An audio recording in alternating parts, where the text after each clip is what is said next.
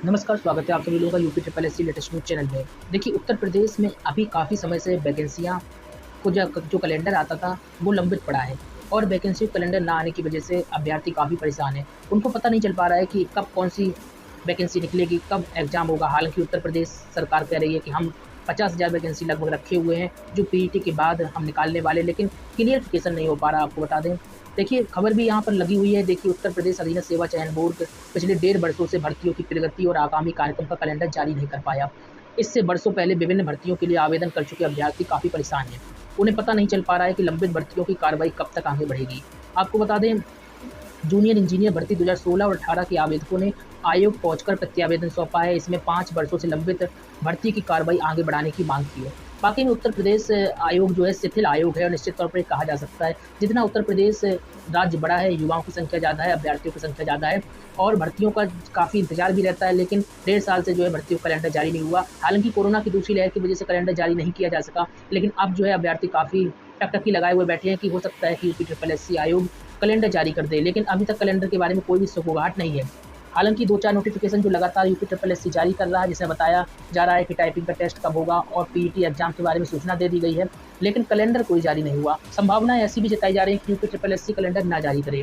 आपको बता दें, आयोग ने भर्तियों की आगामी कार्रवाई से संबंधित अपना कैलेंडर पिछले वर्ष जनवरी-फरवरी में जारी किया था और इसके बाद कोविड-19 से आयोग की पूरी गतिविधि ठप हो गई।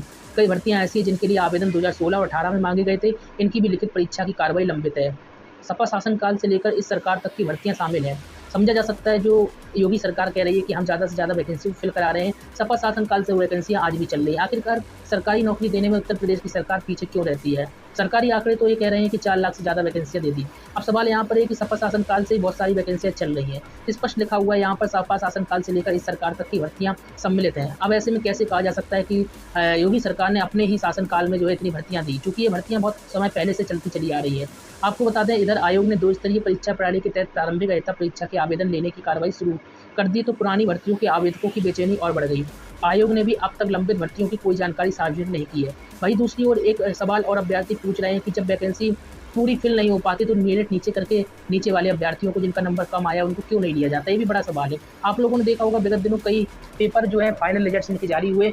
उत्तर प्रदेश की सरकार कह रही है कि योग्य उम्मीदवार अभ्यर्थी जो है नहीं मिले, लेकिन अभ्यर्थी ये पूछ रहे हैं आखिरकार उनको प्राथमिकता क्यों नहीं दी गई? अगर उनका नंबर कम है तो उनको सिलेक्शन दिया जाना चाहिए, क्योंकि जब सीट खाली जा रही है तो उनको प्राथमिकता दी जानी चाहिए थी, लेकिन ऐसा नहीं हुआ। इस कारण से अभ्यर्थियों में आक्रोश और ज़्यादा है।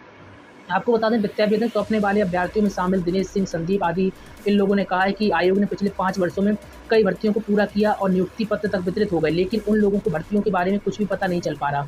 आयोग के चेयरमैन प्रवीण कुमार ने बताया कि आयोग भर्तियों से संबंधित कैलेंडर तैयार कर रहा है और इसे जल्द जारी करने का प्रयास किया जाएगा। चलिए, कुछ सुबुगाहट हुई है कि हाँ, कैलेंडर जारी किया जाएगा, लेकिन अभी तक स्पष्ट तौर पर कह नहीं सकते जब तक जो है आयोग कैलेंडर जारी नहीं कर देता है। चूँकि आपको बता दें, चेयरमैन बयान दे रहे हैं, तो निश्चित तौर पर ऐसा लग रहा है कि हो सकता है कि लंबित भर्तियाँ जो पुराने समय से भर्तियाँ चल रही हैं, उनकी आगे की स्थिति क्या होगी, साथ ही नई भर्तियाँ कब तक आएँगी, इसको लेकर कैलेंडर जारी हो जाए। ठीक है, जैसे ही फैसला आता है वैसे ही हम आपको बताते हैं। अब सवाल आता है यूपी ट्रिपल एससी वीडियो री एग्जाम से जुड़ा हुआ। आखिरकार यूपी ट्रिपल एससी वीडियो का री एग्जाम कब तक होगा? आपको मालूम है कि हाई कोर्ट में ये मामला विचाराधीन था और कोर्ट में ये मामला था, 22 तारीख को सुनवाई भी हुई। अब जिस तरीके से जो प्रक्रिया कोर्ट में जाने के बाद होती है वही हुई। तारीख पर तारीख और तारीख पर तारीख, एक बार फिर से जो है तारीख मिल गई। बताया जा रहा है कि 7 जुलाई ये तारीख मिली है। अब सुनवाई की जब तारीख मिली तो समझा जा सकता है पीईटी के एग्जाम के बाद ही जो वीडियो का री एग्जाम कंडक्ट हो पाएगा।